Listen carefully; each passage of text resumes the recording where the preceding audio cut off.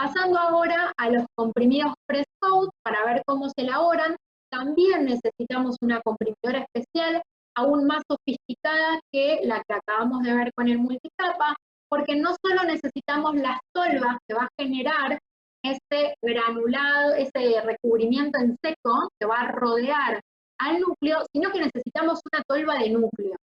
O sea que lo que se va a hacer es elaborar los núcleos, como ustedes ya conocen, con las comprimidoras convencionales, y después esos núcleos se colocan en la tolva de núcleos, que va a estar esa tolva de núcleos entre dos tolvas convencionales que van a tener el granulado que va a formar el recubrimiento. Entonces la idea es que empieza el ciclo pasando por la tolva del granulado para que se pueda formar el recubrimiento inferior del núcleo, luego pasa por la tolva de núcleos, se deposita ese núcleo sobre el granulado que va a formar el recubrimiento inferior y se precomprime. Después pasa por la segunda tolva que tiene el mismo granulado para poder sellar, se deposita sobre ese núcleo precomprimido con el recubrimiento inferior el granulado, precomprime nuevamente y compresión final. ¿Se entiende hasta acá? Bien. Después, hay una pregunta de Andrea que dice, perdón, ¿la primera capa debe ser de acción prolongada o es indistinta? Me imagino que te está, como que leí la pregunta tarde, me imagino que te estás refiriendo a los bicapa. Si querés, Andrea, desmuteate y decime, ¿la primera capa debe ser de acción prolongada? ¿A qué te referís? No, a los bicapa, porque esta la entendí. Es decir, sí, en la bicapa, ¿es indistinto que vos pongas un granulado, el que es de acción prolongada, en uno, o abajo o arriba?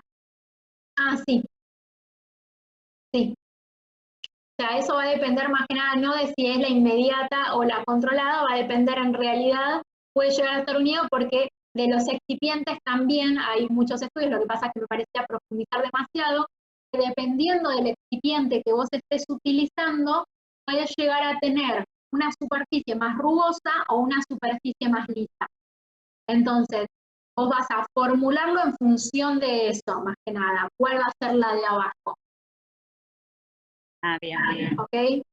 Bueno, vamos a ver ahora entonces un video que si bien no tiene demasiada resolución, me gusta porque se puede ver bien el proceso.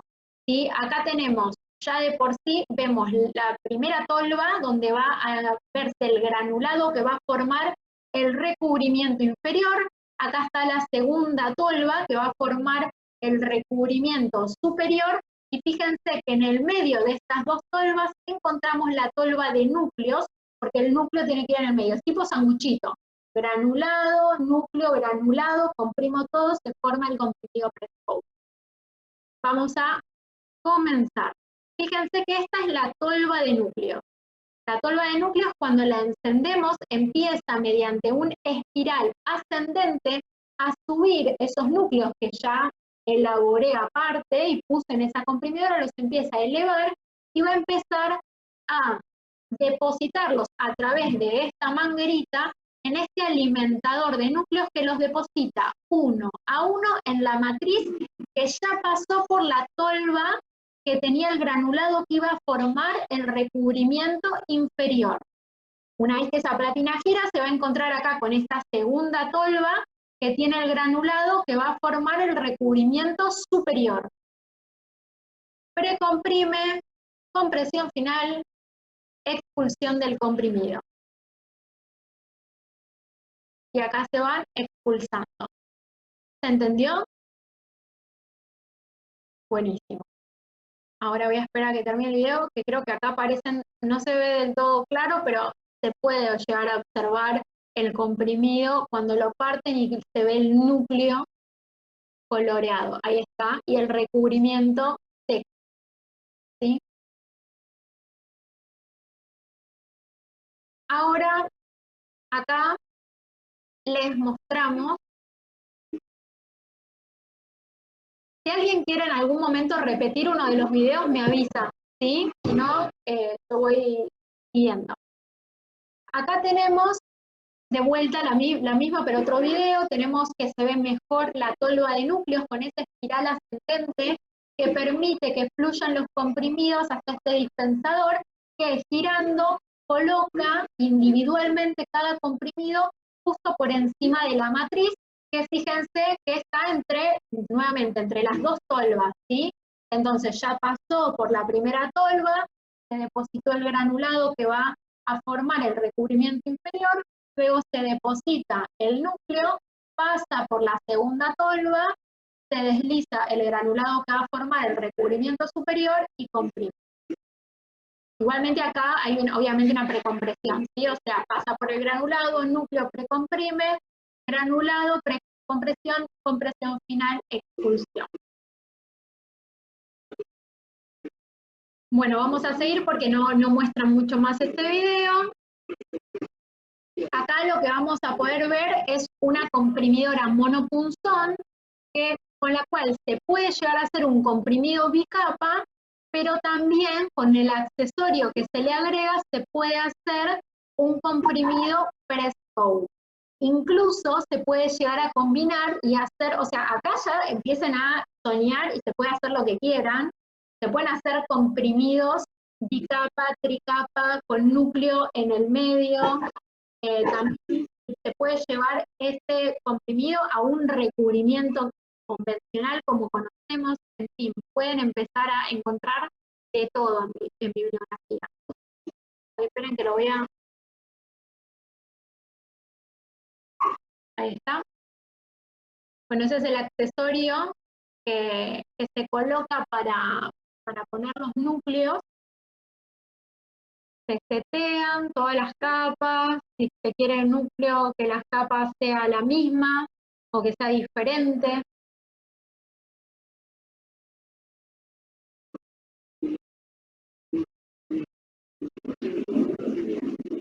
Y ahora acá, fíjense, se carga con el granulado, se carga el comprimido, precomprime, se carga con el granulado, precomprime, bueno, acá no hay precompresión en realidad porque es una monopunzón, ahí ya directamente es la compresión final. Es un video que está bastante lindo. Lo voy a retroceder si puedo esta segunda parte. ¿Hay alguien que tiene el micrófono encendido? Pedimos por favor que se desmuteen.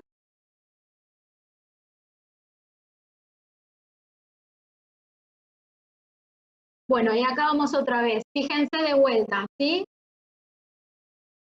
Cómo dosifica el granulado, que es el recubrimiento inferior, sale esa platinita que le deposita el núcleo, nuevamente carga con la zapata el recubrimiento superior, comprime y óbola tenemos el comprimido press-coat.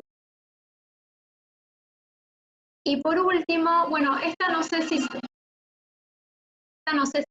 suma un montón. Con esta comprimidora también se puede hacer de todo. Me gusta sobre todo la primera parte en donde pueden ver las diferentes cosas que se puede llegar a hacer incluso con una única comprimidora. Fíjense que vamos a...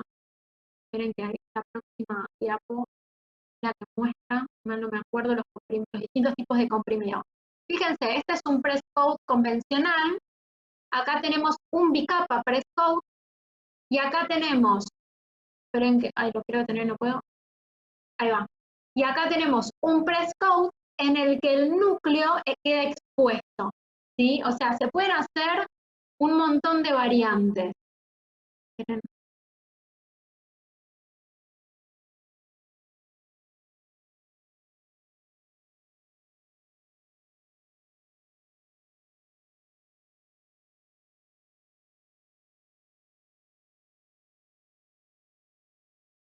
Acá tenemos la comprimidora que obviamente tiene muchas más tolvas. Esta es la platina, ¿sí? Y esto es lo que esta es una máquina mucho más sofisticada, por eso también quería mostrarla. Fíjense que acá es el alimentador de núcleos, esta es la tolva de núcleos, que va nuevamente con ese sentido espiralado, logrando que se alimente este dispositivo que va a colocar individualmente los comprimidos sobre la matriz, que nuevamente ya pasó por la primera tolva que contenía el granulado que va a formar el recubrimiento inferior.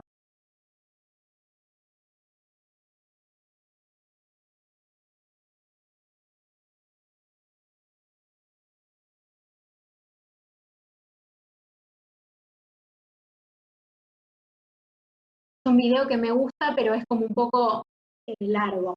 Y acá este es el alimentador de los núcleos que va depositando sobre la matriz los comprimidos. Bueno, vamos a seguir por una cuestión de tiempo, y no nos vamos a llegar. Entonces, como ventajas, las mismas que con los comprimidos anteriores, estos permiten coadministrar también principios activos incompatibles entre sí, y posibilita la programación de liberaciones complejas. ¿Cuáles son las desventajas? Las mismas que antes, salvo que, además de que necesitamos una comprimidora especial, como les mencionaba en la primera diapo de este tema, es mucho más sofisticada incluso que la bicapa, con lo cual no se va a encontrar este equipamiento disponible en todos los laboratorios. Obviamente, aparte es un proceso más lento, se elaboran menos cantidad de comprimidos por minuto, lo cual todo se va a terminar traduciendo en un mayor costo del producto. Y los posibles problemas que podemos encontrar es el descentrado de ese núcleo, que idealmente debería estar bien centrado en el recubrimiento y a veces no lo está. Ahora vamos a pasar, terminamos con comprimidos multicapa y press-out, y vamos a empezar con dos tipos de comprimidos que también van muy de la mano, que son los comprimidos de liberación prolongada y los comprimidos osmóticos. Los comprimidos de liberación prolongada, como bien dice la diapositiva, están diseñados para liberar lentamente el principio activo con una cinética de orden 1. Esto es muy importante porque los va a diferenciar de sus compañeros.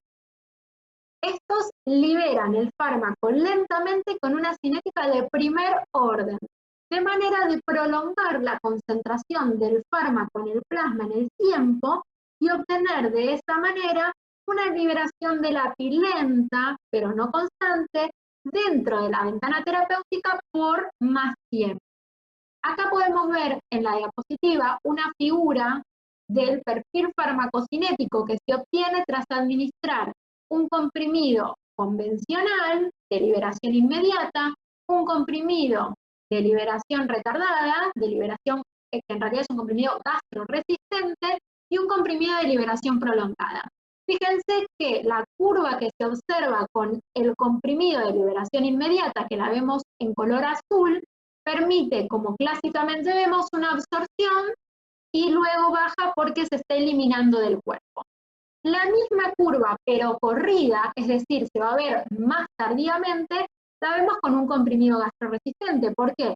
Porque también es de liberación inmediata, salvo que en otro lado, salvo que se va a liberar más tarde en el intestino. Entonces es la misma curva, pero corrida. En cambio, con el comprimido de liberación prolongada, vean que ya se va absorbiendo más lentamente y se mantiene mucho más tiempo dentro de la ventana terapéutica.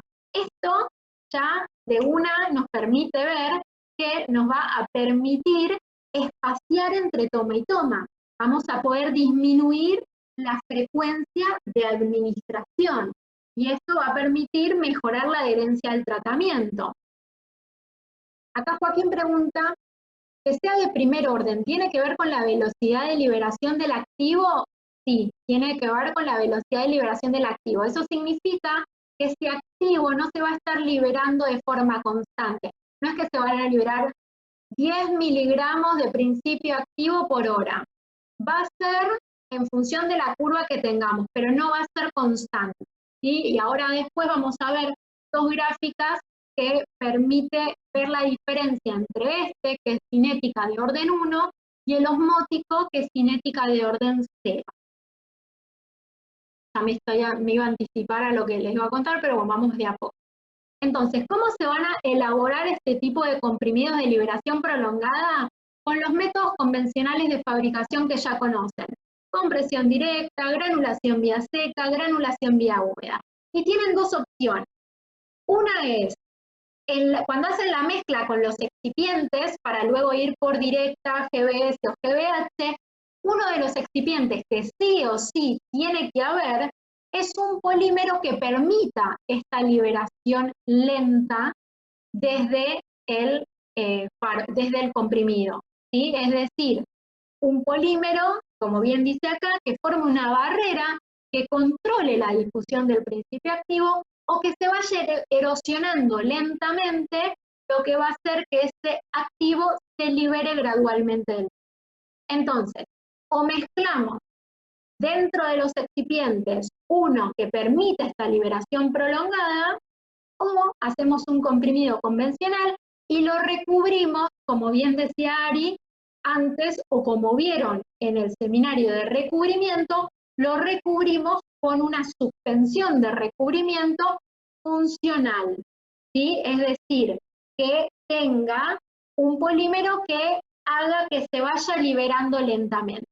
Recordemos que en esos casos la ganancia de peso tiene que ser superior a una cubierta estética. Estamos hablando de 10, 15, 20%. Por ahí 20% es bastante, redondeamos un 15% de ganancia de peso. ¿Qué polímeros son los que voy a usar? Tanto si elijo hacer un comprimido convencional y luego recubrirlo, ¿qué polímero voy a poner ahí adentro en la suspensión de recubrimiento? O al revés, ¿qué polímero voy a mezclar con el resto de la mezcla de excipientes si yo quiero formar directamente una matriz de liberación controlada? Lo que mencionamos acá, la etilcelulosa y varios derivados del ácido polimetacrílico, cuyo nombre comercial es Eudragit. Sobre todo, son todos estos que están acá, pero los RL y RS son los que se usan más. ¿Qué factores tengo que considerar? Que obviamente yo tengo que controlar el perfil de disolución para demostrar que estoy realmente liberando lentamente el activo en el tiempo. Acá vemos algunos de los ejemplos comerciales que tenemos. Fíjense, en la cajita se va a observar que diga liberación prolongada. Y las ventajas de estos comprimidos son que, por un lado, como vimos, mantiene niveles terapéuticos durante más tiempo. ¿Esto qué va a permitir? Va a permitir disminuir la frecuencia de administración, lo cual simplifica la dosificación, mejora la aceptación por parte del paciente y, por ende, aumenta la adherencia al tratamiento. Las desventajas es que son comprimidos que son bastante riesgosos para fármacos que tienen una ventana terapéutica estrecha, porque yo no estoy pudiendo controlar exactamente cuánto activo se libera en el tiempo y tal vez cuando aumenta me pasé de la ventana terapéutica, no debería, pero puede suceder, y si estamos hablando de un fármaco que tiene una ventana terapéutica estrecha, estamos en problemas. Y obviamente es una formulación más compleja respecto a un comprimido convencional. Entonces, eso me deriva al próximo comprimido que ya cae de maduro, que si tenemos problemas con los comprimidos de liberación prolongada, cuando tenemos que administrar un activo de baja ventana terapéutica, estos van a ser especiales en esa ocasión. ¿Por qué? Porque un comprimido osmótico es un comprimido que también es de liberación lenta, voy a decir, en donde ese activo se va a ir liberando con una cinética ahora de orden 0, ¿sí? O sea que es constante en el tiempo. ¿Cómo están formados? Están formados por un núcleo que va a contener el principio activo y excipientes osmóticamente activos. Ahora vamos a ver qué significa eso. Este núcleo va a estar rodeado de una membrana semipermeable. Recordemos que las membranas semipermeables solo permiten el pasaje de agua, ¿sí? Y esa membrana semipermeable va a tener un orificio que se le va a hacer. Entonces, ¿cuál es la idea? La idea es que uno lo ingiere y cuando llega al estómago empieza a ingresar agua a través de la barrera semipermeable. Esto lo que hace es crear una presión osmótica alta. ¿Por qué? porque al ingresar el agua se solubiliza ese excipiente osmóticamente activo, se genera una solución saturada que aumenta la presión osmótica y empuja y expulsa al principio activo a que se libere a través del orificio de salida con una cinética de orden 0. ¿Sí? Ahora igualmente vamos a seguir profundizando, pero esto es en general. Acá vemos, como les mencionaba antes, las dos liberaciones, las de los comprimidos de liberación prolongada y los osmóticos. Fíjense que tenemos una cinética de orden 0, es decir, una liberación constante, y una liberación de orden 1 en donde, como vemos, no es constante. ¿Sí? Quiero ir un poquito más rápido porque tampoco tenemos un montón de tiempo. Quiero mencionarles con esto que hay distintos tipos de comprimidos osmóticos. Tenemos los sistemas osmóticos monocompartimentales. Es una marca que sí está patentado esta tecnología, no la marca. Bueno, la marca también, pero está registrada la marca, está patentada la tecnología. Por eso se lo suele ver con el término OROS, que significa Osmotic Release Oral System. Y estos sistemas osmóticos monocompartimentales son los sistemas más básicos, como los que veníamos viendo hasta acá, que es un núcleo que contiene el principio activo y excipientes osmóticamente activos. Si el principio activo tiene una buena solubilidad, tal vez no es necesario incluir un excipiente osmóticamente activo, pero en general sí, y por ende agregamos un excipiente osmóticamente activo, que es el que va a permitir, cuando se solubilice, generar una presión osmótica que empuje al comprimido a salir por el único lado que puede. ¿Por qué? Porque está rodeado por una membrana semipermeable que lo único que permite es el ingreso del agua. Entonces va a poder solamente salir por el orificio de salida. ¿Sí? Después tenemos los sistemas osmóticos bicompartimentales, que se los conoce como push-pull-oros. En este comprimido es un comprimido bicapa, en donde tenemos una de las capas, que es un polímero que tiene la capacidad de, cuando ingresa agua, hincharse, y al hincharse va a empujar al fármaco que está en la capa superior a salir por el orificio. Fíjense que obviamente ese orificio tiene que estar del lado donde está la capa con el fármaco. Y en la cara opuesta tenemos que tener ese polímero que se hincha, empuja el fármaco para que salga por el orificio. Después tenemos los sistemas osmóticos que son multicompartimentales. Este es un ejemplo donde tenemos el compartimiento de empuje y después dos capas que tienen diferentes fármacos. Fíjense que es un comprimido tricapa como los que vimos antes. Y obviamente el orificio, ¿dónde va a estar? ¿De este lado o de este lado? Del lado de la capa rosa, ¿sí? Porque yo lo que quiero es que salga el fármaco. Entonces va a empezar a empujar cuando se hinche toda esta capa y va a salir primero el fármaco que está en la capa rosa y luego el fármaco que está en la capa blanca. También tenemos diferentes configuraciones, como por ejemplo este sistema osmótico tipo sándwich, en donde tenemos la capa intermedia, que es este polímero de empuje, y arriba y abajo la capa de fármaco, y ahí vamos a tener que tener dos orificios, porque cuando empiece a ingresar el agua y se empiece a hinchar ese polímero de empuje, va a girar para un lado y para el otro, y se va a poder liberar el fármaco por los dos orificios. Acá tenemos algunos ejemplos comerciales. Fíjense que cada vez que vean oros es porque es un comprimido osmótico, lo mismo que si ven que dice HIT, esto significa que es un comprimido osmótico. Suelen tener una nomenclatura particular que dice oros y dos números separados por una barra. Eso significa que el primer número es la velocidad de liberación del activo y el segundo número es cuánto activo tiene. Entonces, en este caso, por ejemplo, tenemos un comprimido que contiene 200 miligramos de principio activo y ese principio activo se libera con una velocidad de 20 miligramos por hora. En cuanto al diseño, suelen ser redondos u ovalados. Lo que es clave es que en la formulación haya excipientes osmóticamente activos para que aumente la presión osmótica y permita la salida del fármaco, y también que la membrana se haga con materiales, con sustancias que permitan que sea una membrana semipermeable. Ahora vamos a ver cuáles son esas sustancias.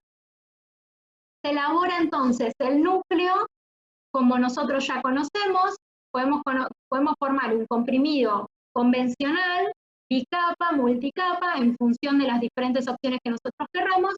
Después se recubre, como ya conocemos, en una paila, con una membrana semipermeable, y se le hace el orificio con un láser.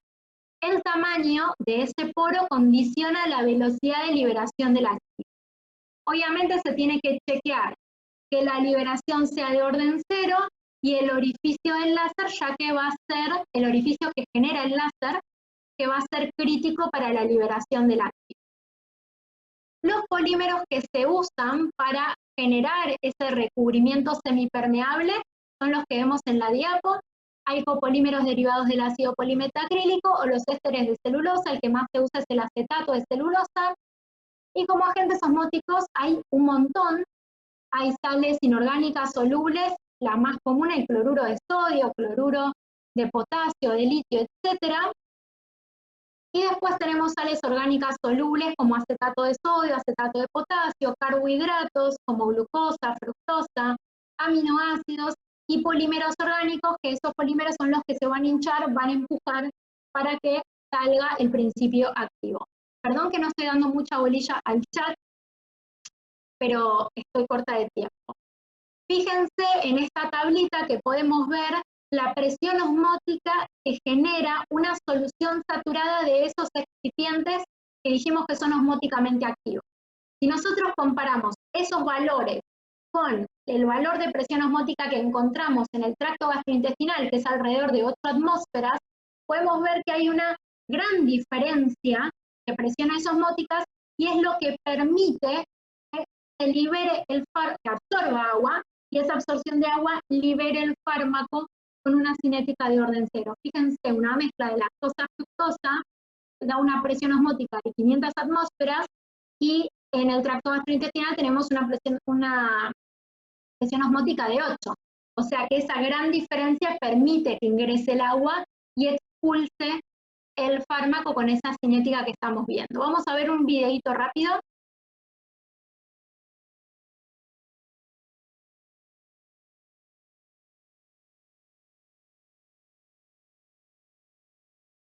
Ahí tenemos un comprimido bicapa. La capa azul es una capa de empuje, tiene un polímero hidrofílico que forma un gel que se hincha, y la capa blanca es el granulado que contiene el fármaco. Acá vemos que tenemos dos granulados diferentes, el que tiene el fármaco, el que tiene el polímero de empuje, y son los que van a conformar esas dos capas que vimos al principio en un comprimido bicapa.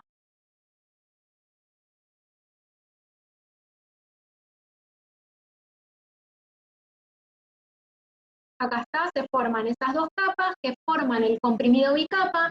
Esos comprimidos bicapa se recubren en una paila utilizando una suspensión de recubrimiento que permite que sea semipermeable.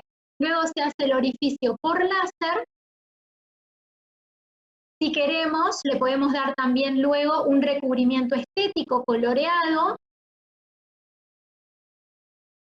Y esos comprimidos, cuando los ingerimos, lo que va a suceder es que se sale el polímero estético, digamos, y empieza a absorber agua, se empieza a hinchar ese polímero de empuje, y empieza a empujar y liberar, fíjense, el fármaco de forma constante en el tiempo, ¿sí? Con una cinética de orden 0.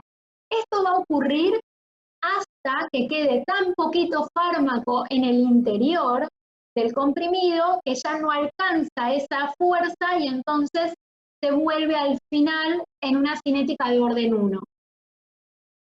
Fíjense cómo acá ya no es de orden 0, claramente. Las ventajas entonces es que permite una liberación sostenida. Cuando hablo de sostenida estoy hablando de liberación de orden 0.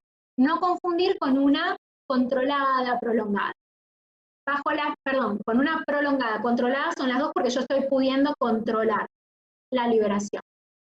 Ahora, esto lo que permite es disminuir la frecuencia de administración, aumentando la adherencia al tratamiento. Las desventajas es que obviamente lleva un mayor tiempo de producción, tiene muchos pasos, y la perforación del láser es específica de esta forma farmacéutica, por lo cual no es habitual encontrarla en una planta farmacéutica común. Ahora vamos a ir entonces a los comprimidos efervescentes. ¿Quién no se ha tomado un comprimido efervescente? Los comprimidos efervescentes están destinados a desintegrarse rápidamente en agua antes de ingerirlo, ¿sí? Una vez que se desintegra, se puede formar una solución o una suspensión. Lo que es positivo es que la administración es agradable, similar a una bebida carbonatada, lo cual aumenta la aceptación por parte del paciente, y además podemos administrar grandes cantidades de activo. Imagínense que si yo tuviese que tomar una pastilla como es el Redoxon, dije la marca, entonces no, me quedaría acá en la garganta, no la podría tomar, pero yo sí lo puedo formular, desintegrarlo en un vaso de agua y tomarlo, ¿sí? Por eso los principales principios activos que se formulan son antiácidos, mucolíticos, antiinflamatorios, analgésicos y complejos vitamínicos. Es decir, son aquellos que necesitamos una alta dosis, o lo que estamos haciendo con esto también es que el efecto yo lo logre más rápidamente. ¿Por qué? Porque ya estoy haciendo todo el paso de desintegración afuera del organismo. Entonces, evito este paso en mi organismo y actúa más rápidamente. Acá tenemos algunas formas farmacéuticas comerciales, Supradin, Redoxon, etcétera, etcétera. Y vamos a ver entonces un poco de cómo se elaboran estos comprimidos. Estos comprimidos ya vamos a ver por qué, pero tienen que ser planos. Fíjense que todos los comprimidos efervescentes son, sí, es que estoy tratando Perdón. de... No, ya sé, discúlpame, porque estaba viendo que algunos chicos ya tienen que cortar, son -5.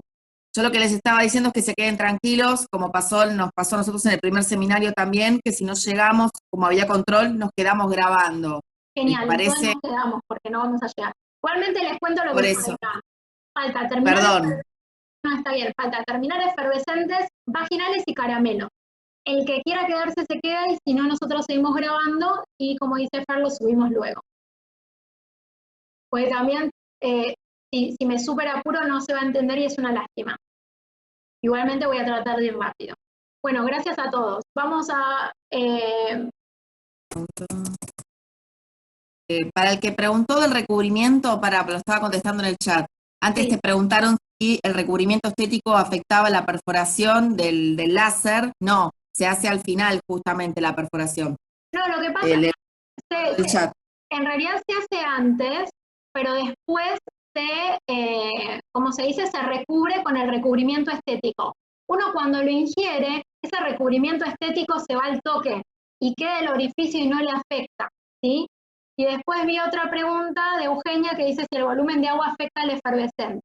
En realidad, no. Ya vamos a ver que, bueno, depende del volumen que uses, ¿no? Si vas a usar 5 mililitros para toda la pastilla de Redoxon, no está bien. Pero en realidad, si usas un volumen más o menos adecuado, 100, 150 o 200 mililitros, no debería pasar nada. Igual 100 es bastante poco. ¿Por qué? Porque nosotros, bueno, ahora lo vamos a ver por qué. Ya les conté. Los excipientes que sí o sí tenemos que tener en un comprimido efervescente para que sea efervescente son dos. Porque nosotros podemos decir, ¿y por qué genera efervescencia y los otros comprimidos no? Bueno, es porque tiene dos componentes que son fundamentales para que se genere esa efervescencia. Por un lado necesitamos un dador de dióxido de carbono, como el bicarbonato de sodio, y por otro lado necesitamos un ácido orgánico soluble como el ácido cítrico. En presencia de agua, es decir, cuando el comprimido lo ponemos en el vaso de agua, en presencia de agua, reaccionan por la reacción, no sé si se acuerdan de química inorgánica, por neutralización formando dióxido de carbono, agua y la correspondiente sal, en este caso citrato de sodio. Entonces, el dióxido de carbono que se genera es el que produce la efervescencia y al mismo tiempo es el que sirve como desintegrante.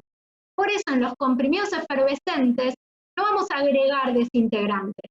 ¿Por qué? Porque tenemos el dador de dióxido de carbono y el ácido cítrico, en este caso, un ácido, que cuando reaccionen producen dióxido de carbono que genera que el comprimido se desintegre y podemos verla efervescer. Entonces, con pequeñas cantidades de agua, respondiéndole a Eugenia, con pequeñas cantidades de agua ya empieza a reaccionar, ¿sí? Y se genera ese dióxido de carbono. Lo que pasa es que tampoco tiene que ser muy poca agua, porque queremos que se desintegre todo el comprimido, ¿sí? Ahora bien, ¿qué otros excipientes podemos encontrar además del dador de dióxido de carbono y del ácido? Vamos a encontrar diluyentes, buscamos diluyentes que sean solubles, porque tampoco está bueno que termine de desintegrarse y ver cachos de cosas que no se disolvieron, no va a tener una muy buena aceptación por parte del paciente, así que buscamos que esos diluyentes sean solubles y de sabor agradable, porque imagínense que toda la mucosa bucal va a estar expuesta a el contenido del comprimido. Entonces, vamos a estar usando sacarosa, manitol, sorbitol, lactosa, y vamos a usar nuevamente lubricantes solubles en este caso. Por lo mismo, no queremos que haya algo ahí que no se desintegre, entonces vamos a usar polietilenglicol, benzoato de sodio, etc. Le vamos a agregar edulcorantes, saborizantes, enmascaradores de sabor, para aumentar la palatabilidad y colorantes de ser necesarios si nosotros lo deseamos.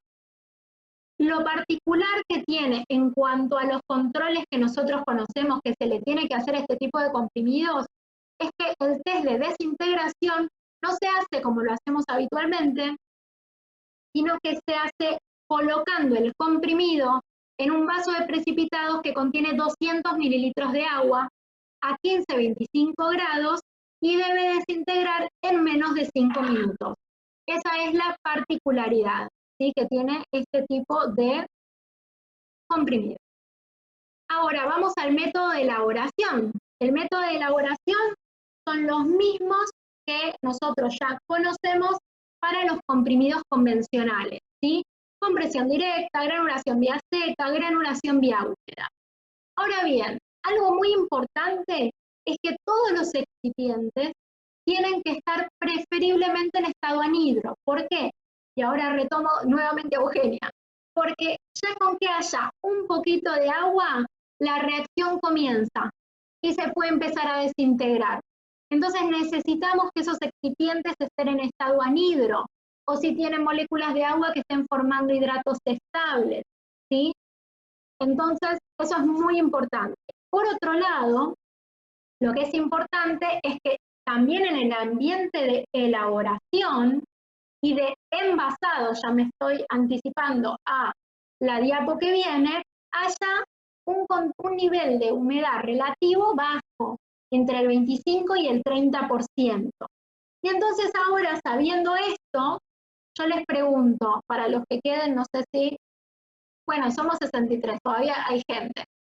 Les pregunto, ¿qué pasa con una granulación vía húmeda? Bueno, no miren la diapositiva, porque ahí ya un poco butona. ¿Qué pasa con una granulación vía húmeda? ¿Yo podría hacer una granulación vía húmeda con agua?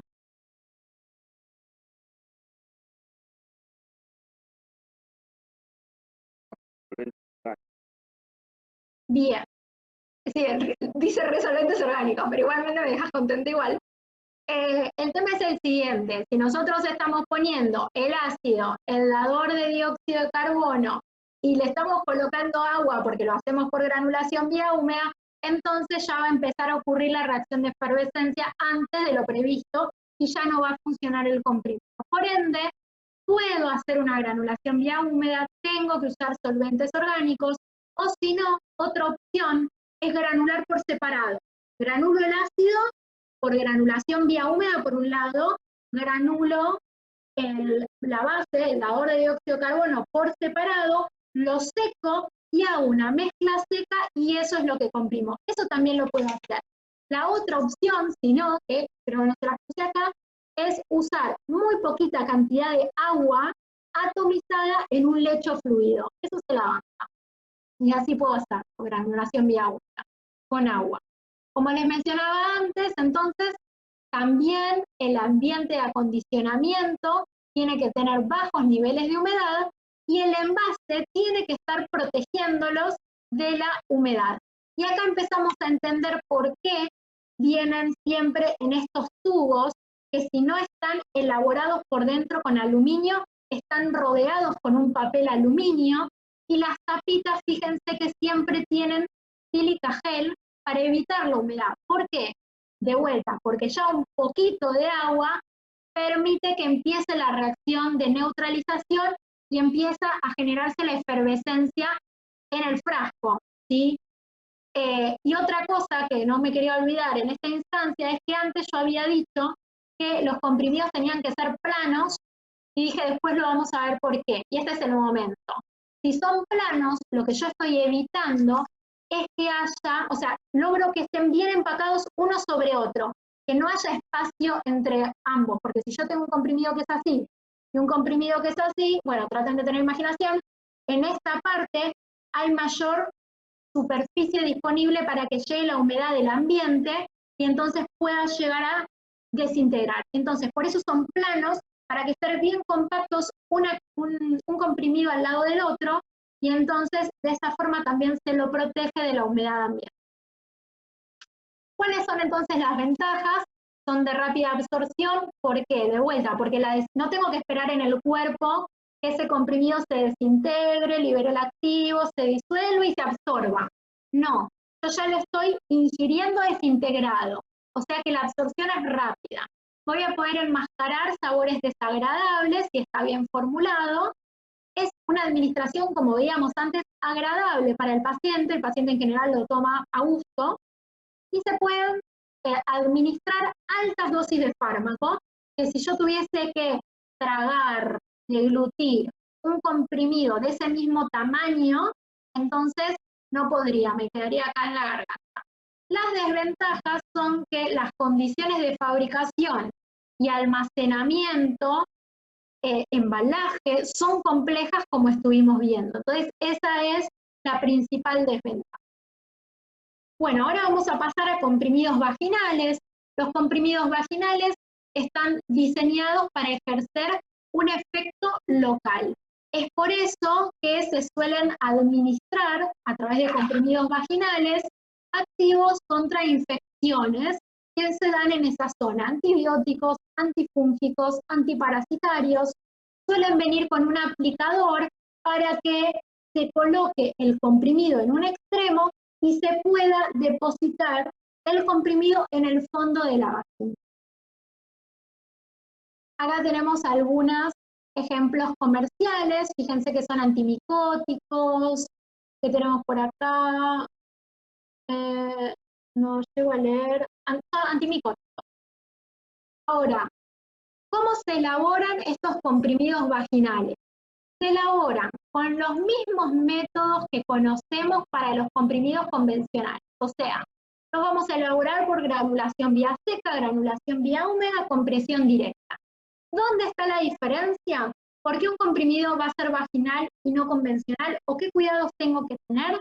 Punto número 1, tengo que tener cuidado en la forma del comprimido, que no tenga ninguna arista que pueda llegar a dañar la mucosa vaginal. Por ende, tienen que ser ovoides, elípticos, almendrados o biconvexos, como se ve en la diapositiva. La masa en general está entre 0,5 y 3 gramos, ¿sí? Y tengo que tener especial cuidado con los excipientes que voy a colocar allí. ¿Por qué? Vamos a estar agregando, como en todos los comprimidos, diluyente. El diluyente que más se suele usar es la lactosa. ¿Por qué es la lactosa? Porque en el ambiente vaginal se transforma en ácido láctico. Y el ácido láctico da un ambiente poco propicio para el crecimiento de microorganismos patógenos. Es por eso que en general se suele usar lactosa. También se suelen usar aglutinantes, se suelen usar desintegrantes, se suelen usar lubricantes, y acá voy a hacer una aclaración. Ahí está. una salvedad. Se recomienda no usar talco. ¿Por qué se recomienda no usar talco? Primero porque puede llegar a irritar la mucosa vaginal. Y por otro lado, porque usándolo a largo plazo puede llegar a generar granulomas que pueden necesitar ser intervenidos quirúrgicamente para que no degeneren en tumores malignos. Así que se recomienda, no significa que no se puede usar, pero se recomienda que no se utilice talco como lubricante. Por otro lado, se agregan reguladores de pH. ¿Por qué?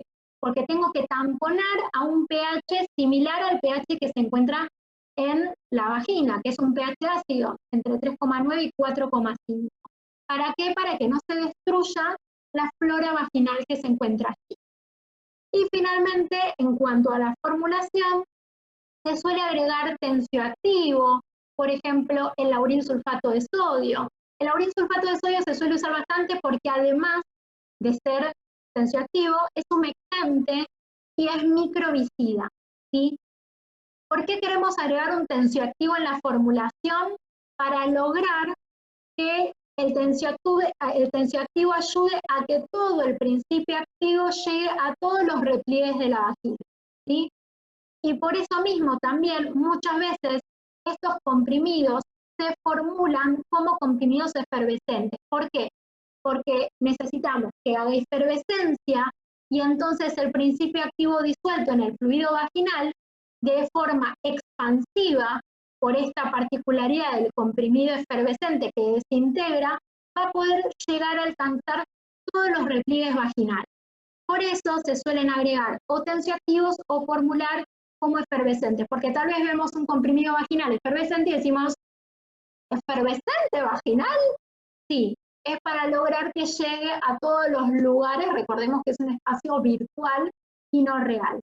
Así que vamos ahora a ver algunas formulaciones con FER para que puedan ver ejemplos concretos.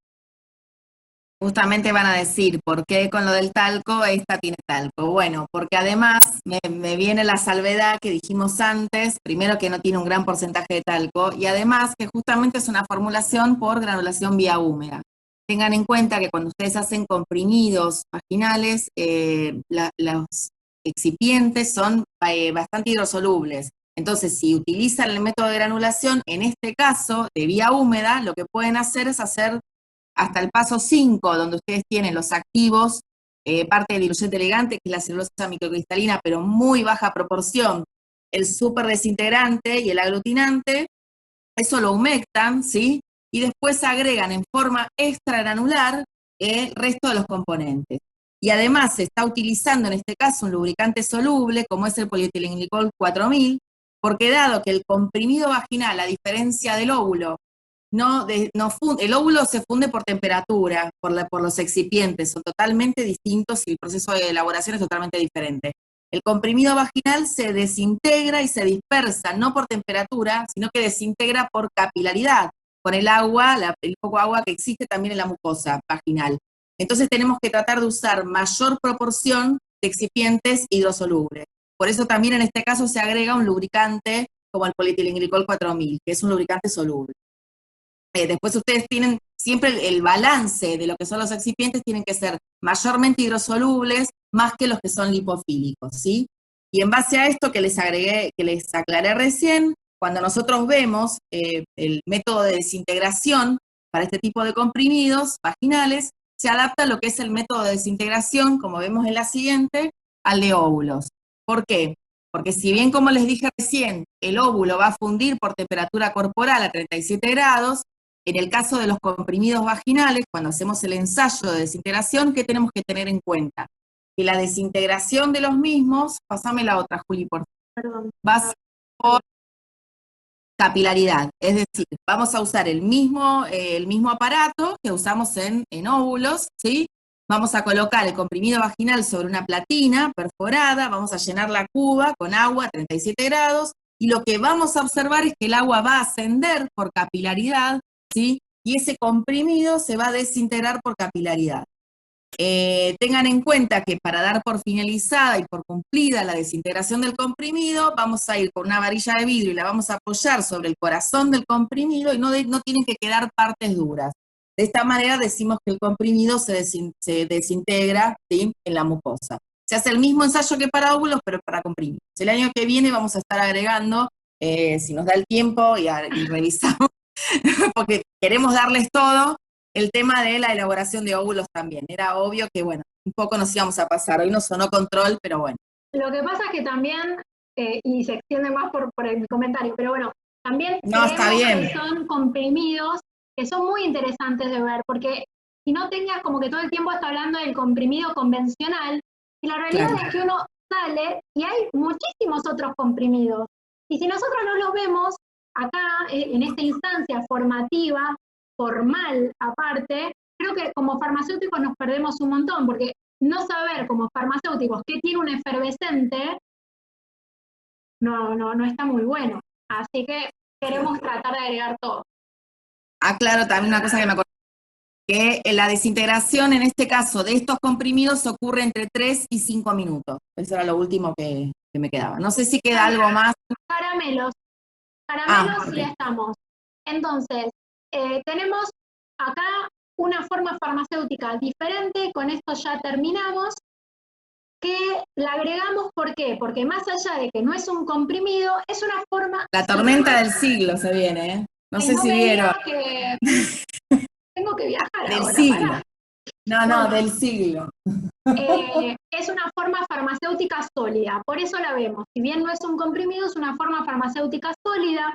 Existen los caramelos medicinales y como farmacéuticos está bueno que sepamos cómo se elaboran y por qué voy a elegir hacer un caramelo medicinal. Por empezar, sabemos que un caramelo medicinal es una forma farmacéutica que está diseñada para disolverse lentamente en la boca y obtener de esta manera una acción local bucofaríngea. ¿Quién no se ha tomado un caramelo cuando le dolía la garganta? ¿Sí? Es una acción local que se está buscando. Y además tienen una administración muy agradable, con lo cual aumenta la aceptación por parte del paciente al tratamiento y por ende la adherencia. Por eso los principales activos que se formulan como caramelos medicinales son antibióticos, anestésicos, antisépticos, todo lo que sea para esta zona de la garganta. Ahora bien, acá tenemos algunos ejemplos comerciales. Vamos al método de elaboración. Hay que cambiar la cabeza porque venimos muy comprimido, CD, GBS, GH, nada de eso. No comprimimos ningún tipo de polvo, sino que se va a elaborar por cocción de sacarosa y jarabe de glucosa, pura azúcar, básicamente. Entonces, los pasos son, tengo que hacer una mezcla de una solución de sacarosa al 70% con jarabe de glucosa, y esa mezcla la voy a precocinar a 125 grados. Después voy a calentar esa misma mezcla a 150 grados bajo vacío a 710 milímetros de mercurio. ¿Para qué? ¿Por qué quiero calentarla más? Para eliminar lo que haya de agua. Una vez que calenté y ya aseguré eso, voy a descargar esa masa de azúcares en una amasadora como las que vimos en GBH. Una amasadora que va a estar mezclando, ¿sí? Y que cuando la temperatura esté por debajo de los 110 grados, le voy a empezar a agregar el resto de los componentes. ¿Qué componentes le faltan? Por empezar el activo, porque hasta ahora es pura azúcar. Así que le voy a agregar el principio activo, y si yo le quiero agregar un colorante, este es el momento. Le puedo agregar también saborizantes, le puedo agregar esencias para que tenga un buen aroma. Entonces, o un aroma a una fruta determinada. Entonces, los voy a agregar todos estos excipientes y el principio activo finamente distribuidos, tamizados, ¿sí? Entonces, imagínense la amasadora con toda esa masa de azúcares y el principio activo y los colorantes, esencias, etcétera, se mezcla y se vuelca sobre una mesa de frío. La mesa de frío es como, imagínense, una cinta transportadora que va enfriando esa masa de caramelo, ¿sí? Y esa masa de caramelo, ya lo vamos a ver en un video, pero se termina colocando dentro de lo que se conoce como bastonadora, que es lo que vemos acá en la diapo. La bastonadora lo que hace es darle una forma cónica a ese caramelo, ¿sí? Porque hasta ahora teníamos toda una masa dispersa en la mesa de frío. Se va a colocar esa masa semisólida en la bastonadora, esos rodillos van girando y le van dando forma cónica al caramelo. ¿Qué va a pasar ahora?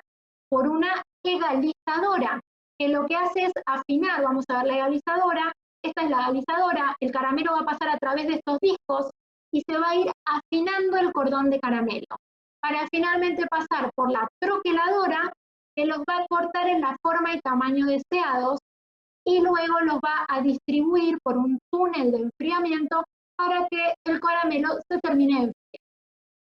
Vamos a ver un video que, si bien no es un video muy GMP, lo aclaro todos los años, y Ariel se ríe porque sabe que tengo razón, pero tengo dos videos. Uno es un caramelo medicinal y el otro es un caramelo no medicinal, un caramelo. Entonces, el segundo es mucho más GMP y se ve muy bien, pero en el primer video, que no es muy GMP, que el video no tiene muy buena calidad, etcétera, etcétera, es un caramelo medicinal, por ende podemos ver la amasadora, podemos ver cómo se le agregan los excipientes, le podemos ver cómo se agrega el ácido. Así que vamos a empezar, bueno, vamos a empezar con este primer video de producción de caramelos medicinales.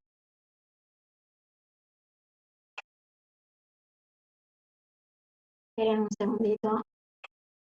Ahí va. Fíjense, esta es la amasadora, cómo se vuelca esta masa que era la solución de sacarosa con el jarabe de glucosa, y se van volcando los excipientes y el principio activo y se mezcla en la amasadora. Esto se vuelca, dijimos, sobre la mesa de frío, que yo les decía que era como una cinta transportadora que a su paso iba enfriando la masa de caramelo. Estos rodillos permiten no solamente que pase esa masa de caramelo con un único espesor, sino lo vamos a ver bien mejor con el otro video, va permitiendo, o debería ir permitiendo, como que se vuelva a amasar, ¿sí? Como si alguno hizo alguna vez videos caseros, van a ver que la masa se vuelve a amasar y se vuelve a amasar. Entonces, tiene unos topos que van disminuyendo el ancho de ese caramelo, y una vez que disminuyó, pasa por el rodillo, se ensancha, y otra vez pasa por topes que vuelven a afinarlo, y entonces de esa forma se va pudiendo amasar. No sé si se entendió. Esto lo transporta entonces hacia la bastonadora. Fíjense cómo cae esta masa, claramente semisólida, no es líquida, no es sólida, y se va formando esta forma cónica del caramelo que pasa por la egalizadora para disminuir el diámetro del cordón de caramelo. Y esto entonces luego va a pasar por la troqueladora. ¿Sí? Acá se está yendo de la bastonadora a la egalizadora. Esta es la egalizadora que disminuye el diámetro del cordón de caramelo. Troqueladora, esta acá adentro se troquela y ya los conduce al túnel de enfriamiento, en donde esos caramelos se van a ir enfriando, porque fíjense que estaba todo muy semisólido. Entonces acá se enfrían. Y vamos a poder ver los caramelos cómo salen.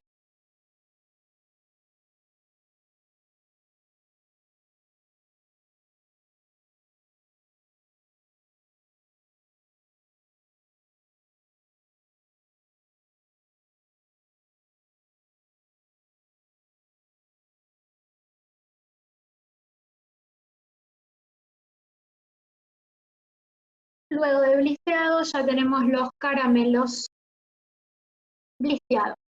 Ahora vamos a ver entonces, bueno, este particularmente muestra que tenía vitamina. Vamos a ver ahora este video que es mucho más lindo y la verdad es que el proceso de formación de caramelo es el mismo.